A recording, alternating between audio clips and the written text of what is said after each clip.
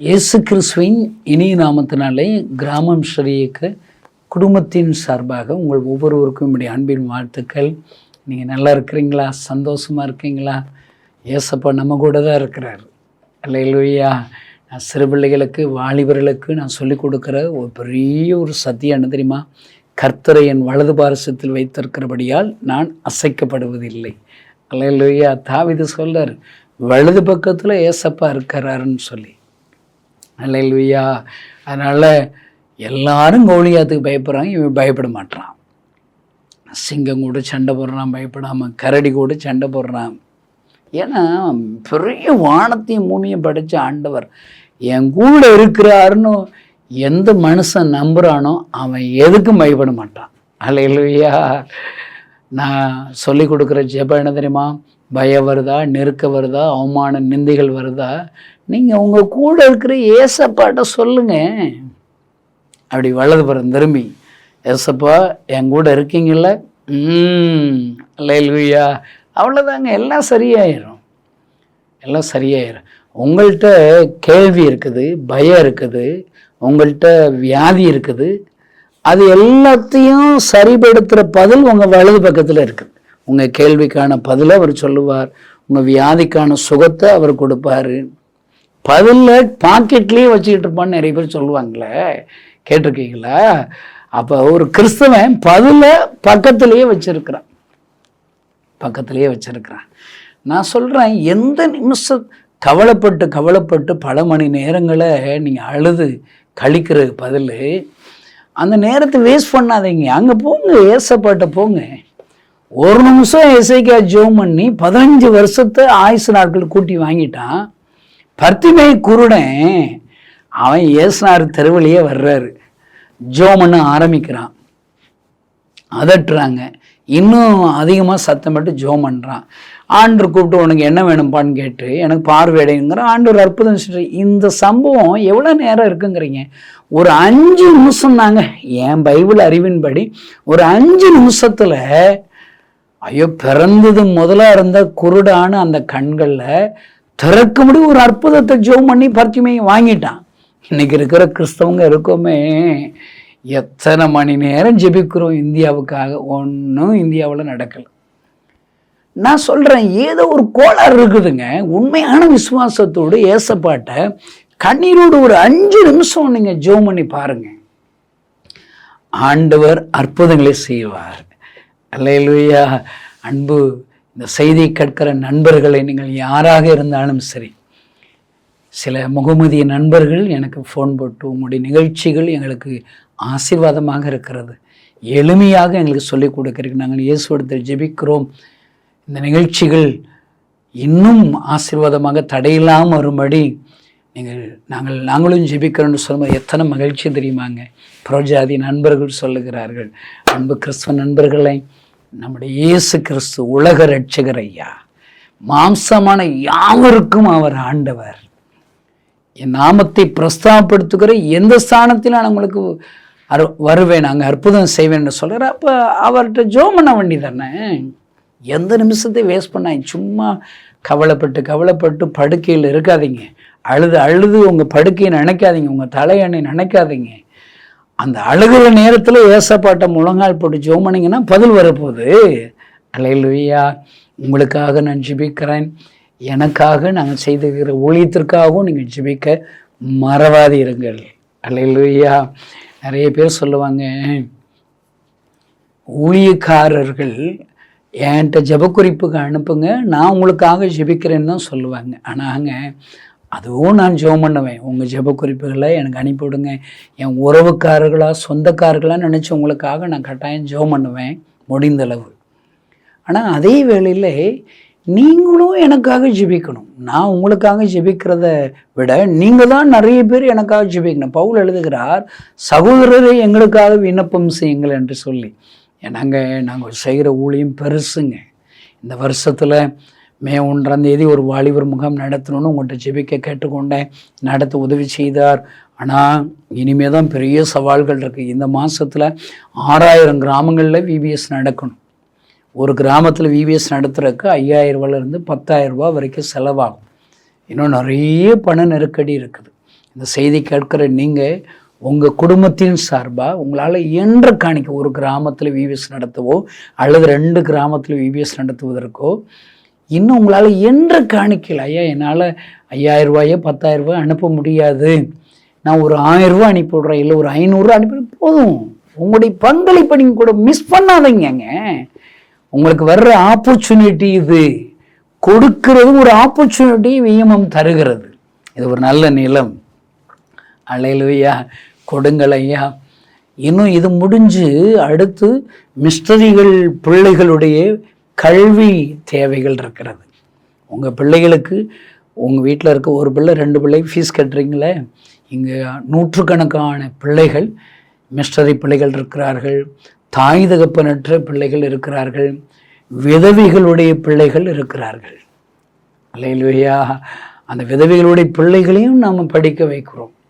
அப்படிப்பட்ட பிள்ளைகளுக்கு கல்வி உதவி செய்யும்படி உங்களால் என்ற காணிக்கைகளை நீங்கள் அனுப்பி வைக்கலாம். அது ஒரு பெரிய தேவைகள் ஜூன் மாதத்தில். அடுத்து என்ன, ஆகஸ்ட் 15 1,20,000 வாலிபர்களை ஏசப்பா எனக்கு தாரும் என்று நான் ஜெபிக்கிறேன்.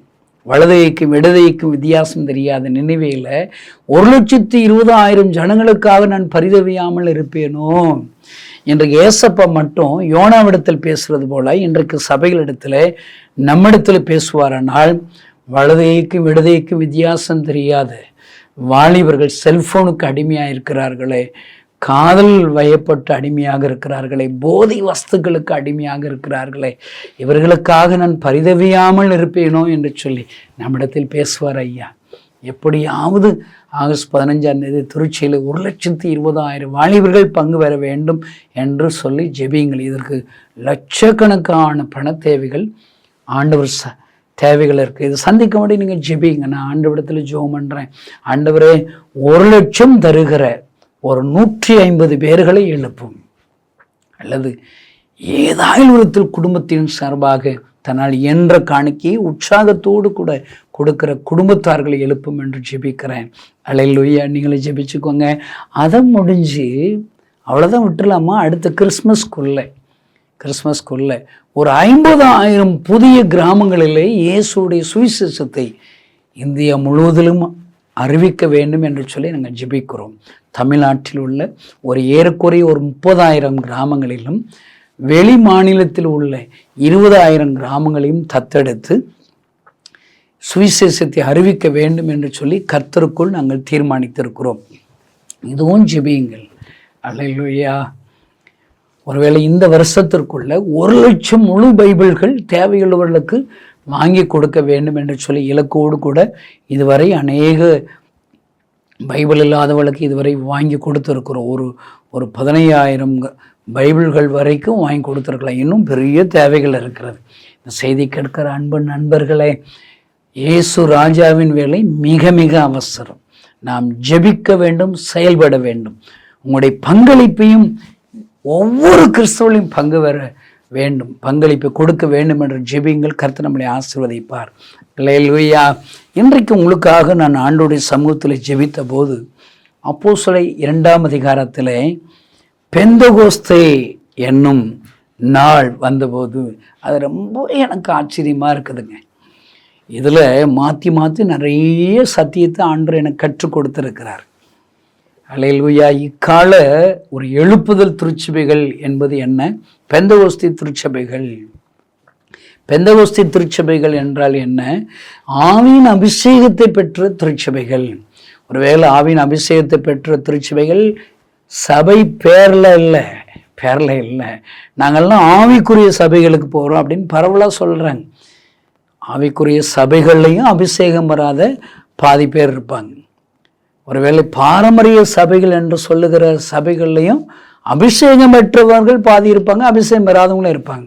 ஆனால் எல்லா சபைகளிலும் இந்த பெந்தகோஸ்தே அனுபவத்தை, அபிஷேகத்தை பெற்றவர்கள் எல்லா சபைகளிடத்திலும் ஒரு கூட்டு ஜனங்களில் இருக்கிறார்கள். நான் ஒரு நாகர்கோவில் என்ற பட்டணத்தில் ஒரு வறண்டாவளை கூடி ஜெபிக்கும் போது நான் பார்த்தது, அங்கு ஒரு ஆர்சி திருச்சபையிலே அந்நிய பாஷையினால் நிறைந்து ஜெபிக்கிற திருச்சபையை நான் பார்த்தேன். என்ன ஒரு அதிசயம் ஐயா! எல்லா சபைகளிலும் தேவன் அபிஷேகம் பண்ணப்பட்ட ஜனங்களை வைத்திருக்கிறார். நான் இதில் உள்ள சத்தியங்களை எனக்கு பெரிய ஒரு சவாலாக இருக்கிறது. பாருங்க, நாம் எல்லாம் பெந்தகோஸ்தே நாளில் 120 பேர்கள் ஒருமனப்பட்டு ஓரிடத்திலே கூடினார்கள்.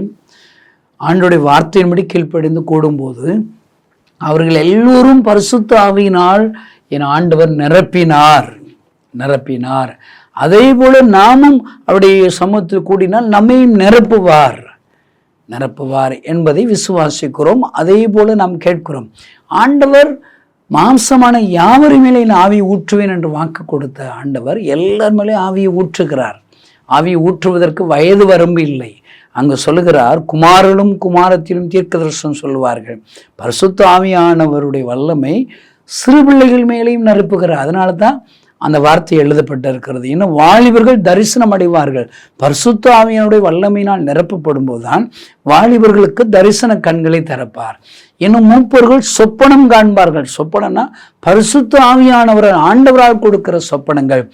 ஆவியின் அபிஷேகத்தை பெற்றவர்களுக்கு வருகிற சொப்பனங்கள். அது ஆண்டவர் பேசுவது. அல்லேலூயா. பாருங்கள், இதை அதிகமாக இந்த நாட்களில் பிரசங்கத்தை கேட்கிறோம். அதிகமாக நாம் வாஞ்சிக்கிறோம். நாம் வாஞ்சிக்கிறபடி பரிசுத்த அவருடைய வல்லமையை நாம் எல்லோரும் பெற்றுக்கொள்கிறோம். ஆனால் இன்றைக்கு உங்களோடு கூட பேசும்படி ஆண்டவர் எனக்கு சொல்லிக் கொடுத்த பெரிய ஒரு சத்தியம் என்ன தெரியுமா? 120 பேர்கள் ஓரிடத்தில் ஒருமனப்பட்டு கூடினார்கள். அல்லேலூயா. இவ்வளவுதாங்க. எனக்கு இந்த வார்த்தை என்ன சவால் விடுகிறதுங்க. அப்ப 120 பேர்கள் ஒருமனப்பட்டு ஓரிடத்திலே காத்திருந்தால் என்ன நடக்கிறது? நான் உங்களுக்காக நான் வாசிக்கிறேன். 2ஆம் வசனம். அப்பொழுது, முதல் வசனத்தை வாசித்தீங்கன்னா, பெந்தகோஸ்தே என்னும் நாள் வந்தபோது அவர்கள் எல்லோரும் ஒருமனப்பட்டு ஓரிடத்தில் வந்தார்கள். அல்லேலூயா. ஓரிடத்தில் வந்தார்கள். 2ஆம் வசனம் அப்பொழுது. இது ரொம்ப முக்கியம். ஒரு இடத்துல ஒருமனப்பட்டு வரும்போது வந்தா என்ன நடக்கும்? அப்பொழுது. எப்பொழுதுமே ஒவ்வொரு வேர்டையும் நீங்க தியானிக்கணுங்க. நான் அடிக்கடி சத்தியத்தை கிராம பிள்ளைகளுக்கு சொல்லி கொடுக்கும்போது 1 + 2 = 2, 2 + 2 = 4, 4 + 4 = 8. இதெல்லாம் ஈஸியாக சொல்கிறோம். அந்த ஈக்குவல்ட்டுங்கிறது அப்பொழுது. அப்படிதான் நான் சொல்லி கொடுக்குறேன். அப்பொழுது பைபிளில் எங்கெல்லாம் இருக்குது? உங்களுக்கு தெரிஞ்சதை ஞாபகப்படுத்துங்க.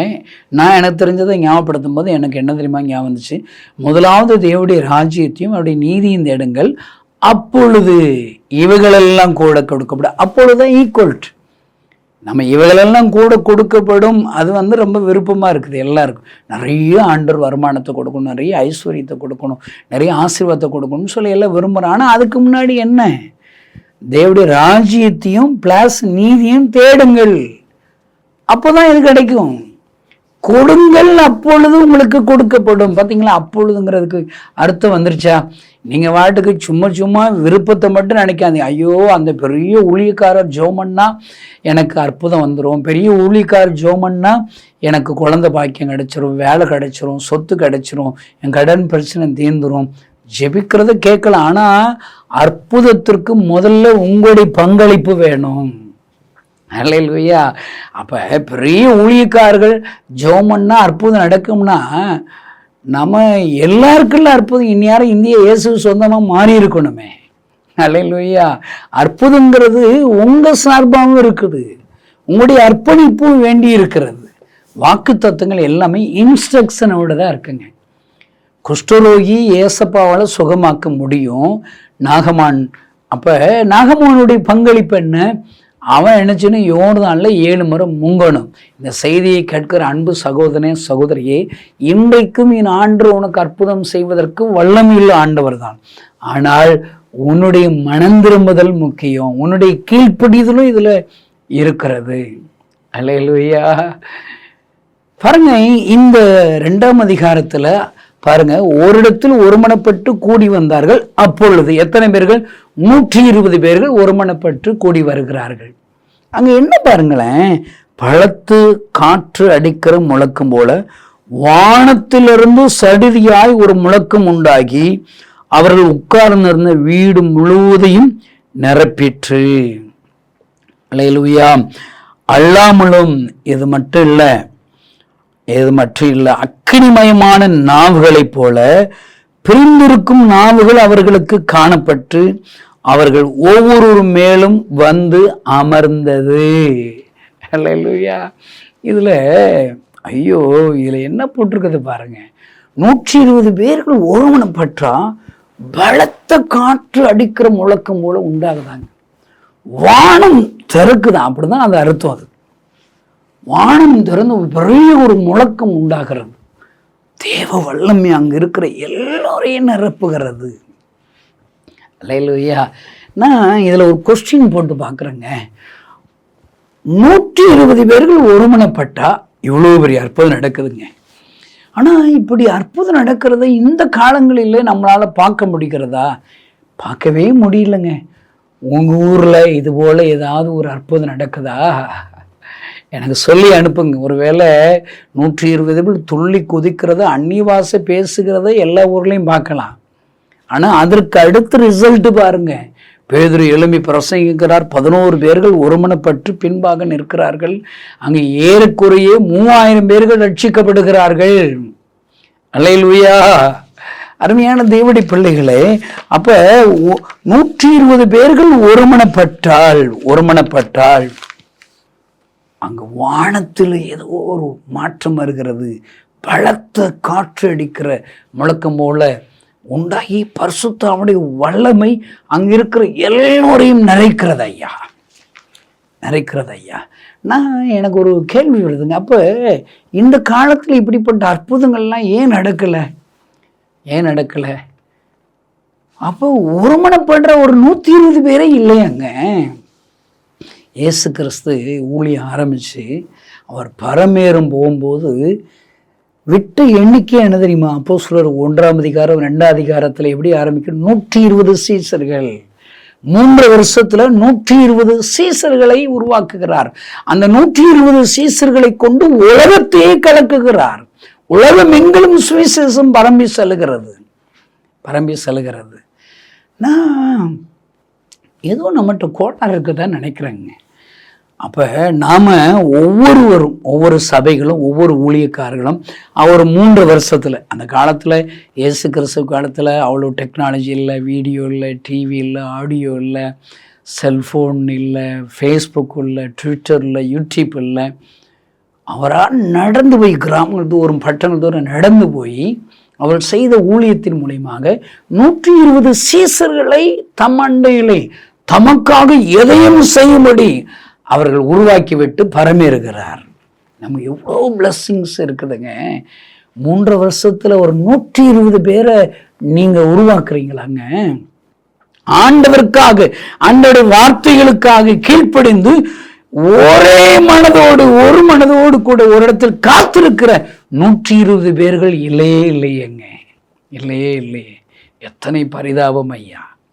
நான் சொல்றேன், 120 பேர் இருந்தா போதுங்க, உலகம் எங்கிலும் பெரிய ஒரு அற்புத அடையாளங்கள் நடக்கும். அல்லேலூயா. இன்றைக்கு எத்தனையோ ஆயிரக்கணக்கான, லட்சக்கணக்கான கிறிஸ்தவங்க இருக்கிறேன். நான், என் பேரு கணேசனுங்க, எங்க அப்பா பேர் கருப்பையா, எங்க அம்மா பேர் சரஸ்வதி. கிறிஸ்தவங்க இது கேட்கிற கிறிஸ்தவங்க, நீங்க பதில் சொல்லுங்களேன். என்னுடைய சந்தேகத்திற்கு நீங்க பதில் சொல்லுங்களேன். என்னுடைய கேள்விக்கு நீங்க பதில் சொல்லுங்களேன். அப்போ அப்படிப்பட்ட 120 பேர்கள் இன்னைக்கு இல்லையாங்க. அப்படி இருந்தாலும் ஒருமனப்பட்டு கூடி வருவது இல்லவே இல்லையா? அருமையான தேவனுடைய பிள்ளைகளை, நீங்களும் நானும் ஜெபிக்க வேண்டிய ஜெபம் என்ன தெரியுமா? இன்றைக்கு இருக்கிற நம்முடைய சபைகள் இருக்குமானால் சபைகள் இருக்கிற எல்லாரும் ஒருமனப்படணும். எல்லா ஊழியக்காரங்களும் ஒருமனப்படணும். எதற்காக? என் ஆண்டவர் எழுப்புதலுக்காக வானத்தை திறக்க வேண்டும். பரிசுத்தாவுடைய வல்லமையை நம்முடைய இந்திய தேசத்தை நிறைக்க வேண்டும். கிராமங்களை நிறைக்க வேண்டும், பட்டணங்களை நிறைக்க வேண்டும். அப்பதாங்க அற்புதம் நடக்கும். அப்போஸ்தலர் 12ஆம் அதிகாரத்துல 120 பேரை விடுங்க, சபையார்கள் ஒருமனப்படுகிறார்கள். எதற்காக? பேதுரு என்கிற ஒரு ஊழியக்காரனுக்காக சபையார்கள் ஒருமனப்படுகிறார்கள். அங்க என்ன நடக்கிறது? அந்த இடத்தை அசைக்கிறார். அல்லேலூயா. அப்ப இன்னைக்கு ஒருமனப்படுகிற சபையார்களும் இல்லையாங்க. எவ்வளவு சர்ச்சஸ் இருக்குதுங்க. பட்டணங்கள்ல எவ்வளவு தெருவுக்காக சபையில் இருக்கிற எத்தனை பட்டங்கள் இருக்கிறது. அப்ப கூடி ஆராதிக்கிறோம், ஆனால் ஒரு மனது இல்லாத ஆராதனையோ ஒரு மனது இல்லாத ஜெப கூட்டங்கள் நம்முடைய தமிழ்நாட்டிலே இந்திய தேசத்துல இருக்கிறது. அப்போ அதனாலதான் நம்முடைய அசைவுகள் கம்மியா இருக்குதாங்க. என்டையும் குறைவுகள் இருக்கிறதாக நான் கருதுகிறேன். ஆனாங்க இது ஒரு கடைசி காலங்க. இனிமேலாவது ஒருமனப்படுவோங்க. நீங்கள் என்ன செய்யணும்? ஒருமனம் நீங்களும் நானும் ஜெபம் பண்ணுவோம். ஆண்டவரே, எங்களுடைய திருச்சபைகளிடத்தில் இருக்கிற ஆண்டவரே அந்த பிரிவினைகள் மாறட்டும். ஒரு சர்ச்சுக்கு போனால் 2 பிரிவு இருக்கிறது நார்மலுங்க. ஆனால் இப்போ 2 பிரிவில் 3 பிரிவு இருக்கிற சர்ச்சு, 4 பிரிவு இருக்கிற சர்ச்சு. ஒரே சர்ச்சில் எத்தனை பிரிவுகள் இருக்குது? எனக்கு தெரிஞ்ச ஒரு 7 குடும்பம் உள்ள ஒரு சபை இருக்குதுங்க. 7 குடும்பத்தில் 4 குடும்பம் ஒன்றும் 3 குடும்பம் ஒன்றும் 2 பிரிவு இருக்கலாம். இல்லை 2 2 2 3 4 பிரிவு இருக்கலாம். ஆனாங்க 7 பிரிவு இருக்குதுங்க. ஒவ்வொரு குடும்பமும் தனித்தனியாக இருப்பாங்க. என்னங்க இழுப்புதல் வரும்? ஐயோ, இந்த பெந்தெகோஸ்தே நாளிலே 120 பேர்கள் ஓரிடத்தில் ஒருமனப்பட்டு கூடி வந்த அந்த அற்புதங்கள் எங்கள் தேசத்திலே நடக்க வேண்டும் என்று ஜெபியுங்கள். தமிழ்நாட்டிலே நடக்க வேண்டும் என்று ஜெபியுங்கள் ஐயா. உங்கள் ஜெபத்தை ஆண்டவர் கேட்பார்.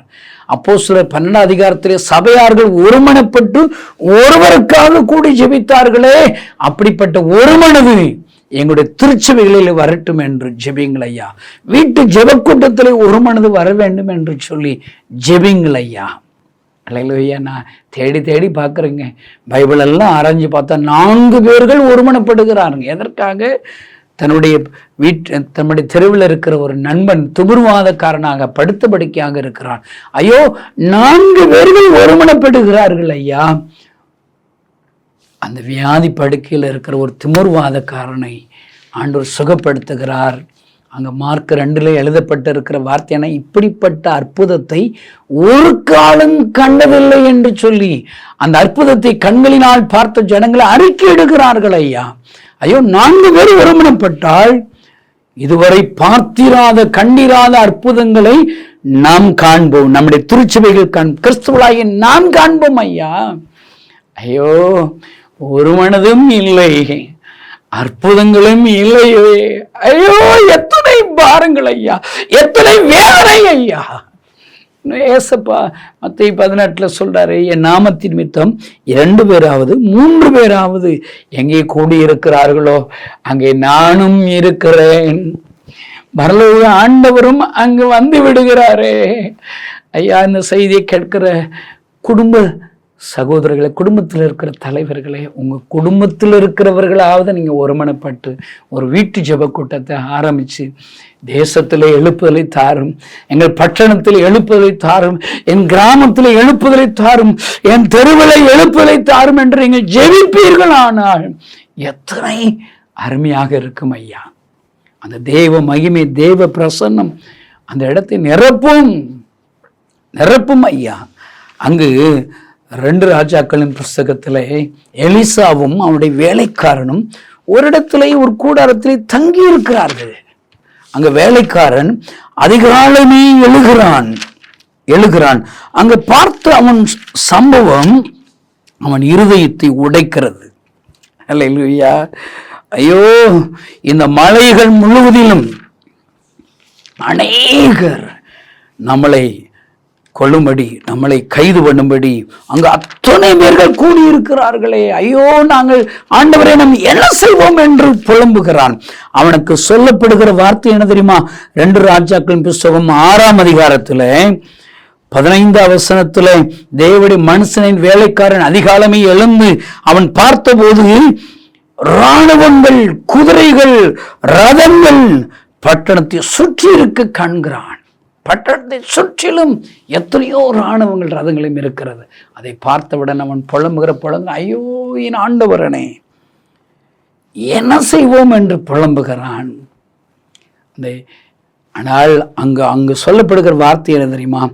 அதற்கு எலிசா தீர்க்கதரிசி மூலியமா சொல்லுகிற வார்த்தை, பயப்படாதே, அவர்களோடு இருக்கிறவர்களை காட்டில் நம்மோடு இருக்கிறவர் அதிகம். ஐயா, 2 பேர்கள் ஊழியத்திற்காக கடந்து ஒரு இடத்துல தங்கும்போது நம்முடைய புரிதல் என்ன? உலகத்தில் இருப்போனில் நம்மளில் இருக்கிற தேவன் ஆயிரக்கணக்கான தூதர்களோடு நம்மை பாதுகாக்கும்படி வருகிறார் ஐயா. அல்லேலூயா. அன்பு செய்தி கேட்கிற சகோதரனே சகோதரியே, இன்றைக்கு உங்களை ஒப்பு கொடுங்க. ஐயோ, நான் ஒரு மனதோடு கூட ஒரு கூட்டத்தை நான் எழுப்ப போகிறேன். ஒரு மனதை உண்டாக்குறது நீங்கள் பிரயாசப்படணுங்க. கொஞ்சம் விட்டு கொடுக்கணும், எல்லார்ட்டையும் தாழ்மையாக பேசணும், ஏதாவது செய்யணுங்க. தியாகம் இல்லாமல் ஒருமனப்படுகிற ஒரு கூட்டத்தை எழுப்ப முடியாதுங்க. உங்கள் மத்தியில் பேசுகிற பேர், என் பேர் கணேசன் தாங்க. எங்கள் அப்பா பேர் கற்பையா, எங்கள் அம்மா பேர் சரஸ்வதிங்க. நான் இயேசுவை ஊழி தொடங்கும் போது ஏசப்பா என் கண்ணீரை தொடச்சி என் வியாதியை சுகப்படுத்தினாருங்க. அவரை நான் மறுதளிச்சு, அவருக்கு விரோதமாக சந்தேகப்பட்டு மறுதளிச்சுட்டு சிகரெட் சாராயம் குடிக்க ஆரம்பிச்சிட்டேன். ஆனால் ஏசப்பா என்னை தேடி வந்தாருங்க. அவர் அழுதாருங்க. உலகத்தில் உள்ள எல்லா ஜனங்களுக்கும் அழுகிற அந்த இயேசுவை என் கண்கள் கண்டது, என் காதுகள் அப்படி அழுகிற குரலை கேட்டது. ஏசப்பா கைகளில் என் வாழ்க்கையை ஒப்பு கொடுத்தேன். நான் மாத்திரம் இந்த ஊழியத்தை தொடங்கினேன். உங்கள் ஏசப்பா உங்களுக்காக அழுகிறார் என்ற புறஜாதிகளிடத்தில் நான் சொல்ல ஆரம்பித்தேன். ஒருவேளை சபைகளிடத்தில் எனக்கு பிரசங்கிக்கவே தெரியாது.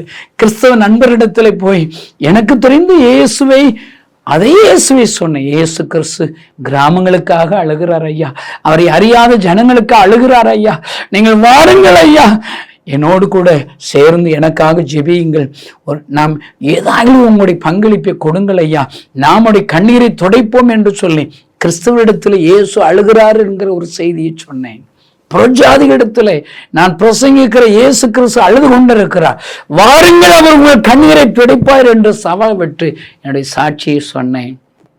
நான் ஆரம்பித்த அற்பமான அந்த ஆரம்பத்தை ஆண்டு ஆசிரியர் இப்பொழுது 1200 மிஸ்டரிகள் ஒரு மனதோடு கூட கிராமங்களுக்காக, கிராமங்களில் இருக்கிற சிறுவர்களுக்காக, வாலிபர்களுக்காக, கிராமங்களை ஆண்டவருக்கு சொந்தமாக மாற்றும்படி முழு நேர ஊழியர்கள் இணைந்திருக்கிறார்கள். எங்களுக்காக ஜெபிக்கிறவர்கள், இப்படிப்பட்ட ஊழியத்திற்காக ஒருமனப்பட்டு இந்த ஊழியத்திற்காக ஜெபிக்கிறவர்கள் எங்களோடு கூட இணைந்திருக்கிறார்கள். மாதந்தோறும் என்னால் என்ற காணிக்கை கொடுக்கிறேன். நான் மற்றவிடத்தில் சொல்லுகிறேன், நாங்கள் கிட்டத்தட்ட 40க்கும் அதிகமான ஊழிய திட்டங்கள் எங்களுக்கு இருக்கிறது. நீங்கள் இந்த ஊழியத்திற்கு கொடுக்க விரும்புகிறீர்களா? உங்கள் குடும்பத்தின் சார்பாக ஒரு 1000 ரூபாய் கொடுங்கள். அதற்கு பேர் என்ன தெரியுமா? எழுப்புதல் விரும்பும் பங்காளர். அல்லேலூயா. ஒருவேளை இன்னும் அதிகமாக கொடுக்க விரும்புகிறீர்களா? உங்கள் குடும்பத்தில் இருக்கிற ஒவ்வொருவருடைய சார்பாக, ஒவ்வொருவருடைய பேரிலே ஒரு 1000 ரூபாய் நீங்கள் கொடுப்பீர்கள். ஆனால் அதை கொண்டு நாங்கள் பெரிய ஒரு எழுப்புதலை கொடுப்போம் என்று சொல்லி கண்ணீரோடு கூட என்னுடைய பாரத்தை சொல்லுகிறேன். ஒருவேளை அநேகர் இந்த ஊழியத்தை ஒருவேளை தன்னுடைய ஊழியமாக பாரமாக ஏற்றுக்கொண்டு எங்களிடத்தில் ஒருமனப்படுகிற அநேகரை எழுப்புகிறார். இப்படிப்பட்ட ஒருமனதோடு இருக்கிற இந்த கூட்டத்தை வைத்துதான் ஆண்டவர் மகிமையான ஊழியத்தை செய்கிறார் ஐயா. இந்த செய்தி கேட்கிற அன்பு சகோதரனை, இன்றைக்கு நீ என்ன செய்யணும் தெரியுமா? உன் கூட சேர்ந்து ஒரு மனதோடு ஜெபிக்கிற ஒருத்தரை கண்டுபிடியேன். ஒருத்தர் கண்டுபிடிச்சு 2 பேர் உரமணப்பட்டீங்களா? பேதுரு யோவான 2 பேர் உரமணப்பட்டா என்ன நடக்குது? ஒரு சப்பானி எந்திரிச்சு நடந்துடுறான். நான் சொல்றேங்க, 2 கிறிஸ்தவம் ஒருமனப்பட்டா போதுங்க, ஜெபிக்க ஆரம்பிச்சா போதுங்க, நடக்க முடியாத சப்பானிகள் எழுந்து நடப்பார்கள். அல்லேலூயா. அடுத்து 2 பேர் 3 பேர் அது இன்னும் ஒருத்தரை சேருங்க. இல்லை 4 பேர் துமருவாத காரணம் தூக்கி சுமந்தும் போது 4 பேர் ஒருமனப்படும். அப்படி எண்ணிக்கை கூட்டுங்க. இயேசுவோடு இருந்த மேஜிக் நம்பர் என்ன தெரியுமா? என் பெண்ணை வாருங்கள், உங்களை மனிதர்களை பிடிக்கல ஆக்குவேன் என்று சொல்லி அவர் அழைத்து 12 பேர்களை ஒருமனப்படுத்துகிறார். என்ன ஆண்டவருங்க. அடுத்து வேற 70 பேர், அடுத்து 120 பேர்கள். அல்லேலூயா. அவர்கள் தான் என் ஆண்டோடைய சுவிசேஷத்தை உலகமெங்கும் கொண்டு செல்லுகிறார்கள். நான் என்ன தெரியுமா ஜெபம் பண்றேன்? இன்னைக்கு இருக்கிற ஒவ்வொரு கிறிஸ்தவனும் ஆண்டவர் வரங்களை கொடுப்பதற்கு, வல்லமையில கொடுப்பதற்கு, பரிசுத்த ஆவியை கொடுப்பதற்கு, அந்நிய பாஷை கொடுப்பதற்கு அவருக்கு லேசான காரியம். எல்லோரையும் ஆண்டவர் அபிஷேகம் பண்ணுவார். ஆனா நீங்க என்ன செய்யணும்? உங்களோடு கூட ஒரு மனதோடு கூட ஜெபிக்கிறவர்கள் அப்படியே கண்டுபிடிக்கணும். ஒவ்வொரு இயேசுவை ஃபாலோ பண்ணுறாருந்தா 3 வருஷத்துல 120 பேர் கண்டுபிடிச்சிட்டிங்கன்னா உலகம் முழுவதிலும் எழுப்புதல் வந்துருங்க. அல்லேலூயா. சரி 3 வருஷத்துல இல்லை 4 வருஷத்துல கண்டுபிடிங்க, இல்லை 5 வருஷத்துல கண்டுபிடிங்க, இல்லை 10 வருஷத்துல ஒரு மனதோடு ஜெபிக்கிற ஒரு 120 சீசர்களை உருவாக்க ஏனையா நம்மளால் முடியவில்லை. அல்லேலூயா. நான் அடிக்கடி யோசிக்கிறேன், இயேசு கிறிஸ்துவ போல சாட்சி உள்ளவனாக எல்லாருடைய பாரங்களை சுமக்கிறவர்களாக, எல்லாருக்கும் அழுது ஜெபிக்கிறவர்களாக, பாரம் உள்ளவர்களாக, மனதிற்கும் உள்ளவர்களாக, ஜெபாவி உள்ள இயேசுவாக நாம் எல்லோரும் மாறிவிட்டால் நாம் ஒவ்வொருவரும் 120 உலகத்தை கலக்கிறவர்களை கட்டாயம் எழுப்பலாம் ஐயா. அல்லேலூயா. சங்கீதம் 2 எனக்கு கொடுத்த வாக்கு தத்துவம் என்ன தெரியுமா? என்னை கேளப்பா, நான் உன ஜாதிகளை ஜனங்களை பூமியின் எல்லைகளை சொந்தமாக்கி தருவேன்னு சொன்னார். அன்பு சகோதரனை, இந்த வார்த்தைகள் எல்லாம் உங்க கண்ணுக்கு படுமா? படாதங்க. இந்த வாக்கு தத்துவம் பைபிள்ல இருக்கா இல்லையா? என் நாமத்தினாலே நீங்கள் எதை கேட்டாலும் செய்வேன். நீங்க கேளுங்களேன். ஆண்டவரை ஒரு மனது உள்ள என்னோடு கூட ஒருமனப்பட்டு ஜெபிக்கிற ஒருத்தரை தாரும், 2 பேரை தாரும், 4 பேரை தாரும், 12 நபர்களை தாரும், 70 பேர்களை தாரும், 120 பேர்களை தாரும். ஐயா, இந்த செய்தி கேட்கிற சகோதரனை எந்த தாலுக்காவில் இருக்க, உன் தாலுக்காவில் எழுப்புதல் வருவதற்கு ஆண்டவர் உன்னைத்தான் நம்புகிறார். உன்னுடைய மாவட்டத்தில் எழுப்புதலை கொடுப்பதற்கு ஆண்டவர் உன்னைத்தான் நம்புகிறார். இந்த தமிழ்நாட்டில் எழுப்புதலை கொடுப்பதற்கு ஆண்டவர் உங்களைத்தான் நம்புகிறார். தேசத்துடைய எழுப்புதலை கொடுப்பதற்கு உங்களைத்தான் நம்புகிறார். ஐயா, நான் ஆண்டவரிடத்தில் ஜெபிக்கிறேன்.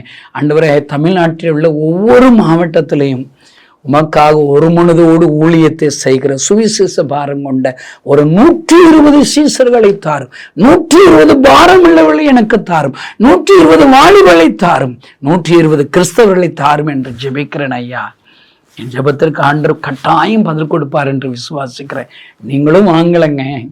நான் இந்த மாவட்டத்தில் இருக்கிறேன், இந்த தாலுக்காவில் இருக்கிறேன், கணேசன் வாங்க, நான் உங்களோடு கூட சேர்ந்து கொள்கிறேன், உங்களோடு நான் ஒருமனப்பட்டு என்னால் என்ற உதவிகளை செய்கிறேன், என்னால் என்ற ஜெபம் பண்ணுறேன், வாங்க, நான் எங்கிட்ட இருக்கிற இன்னும் ஒருமனப்பட்டு கொஞ்சம் பேரை கூட்டி சேர்க்கிறேன்.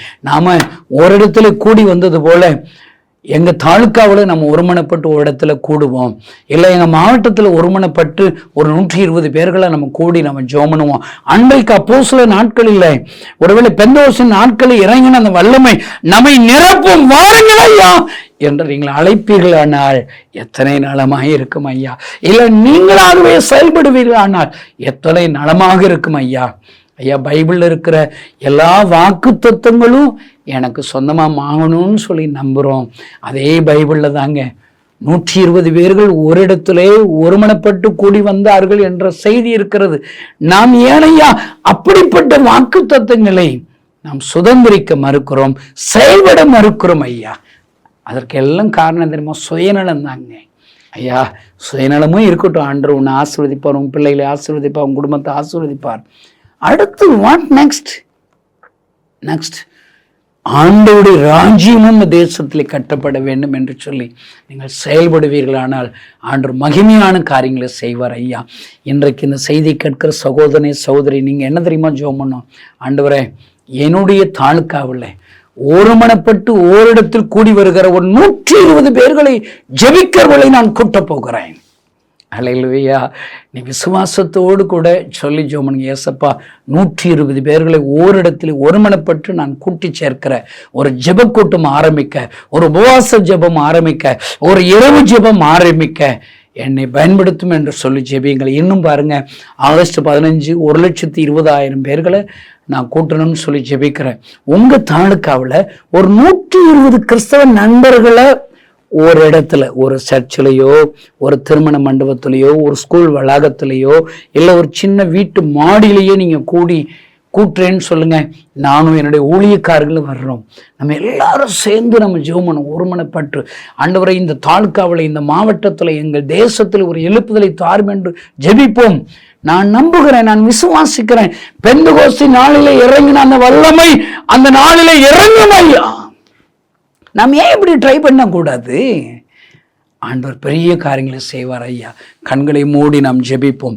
பரலோகத்தில் இருக்கிற எங்கள் அன்பு தகப்பனே, பெந்தெகோஸ்தின் நாளிலே 120 பேர்கள் ஒருமனப்பட்டு கூடினார்கள் என்று எழுதியிருக்கிறதே, ஒரு மனதோடு கூடி வந்து அவர்கள் மீது தேவனுடைய வல்லமை இறங்கினது, வானத்திலிருந்து சடிதிய அக்கினி உண்டானது, எல்லோரும் நிரப்பெற்று என்று வாசிக்கிறோமே.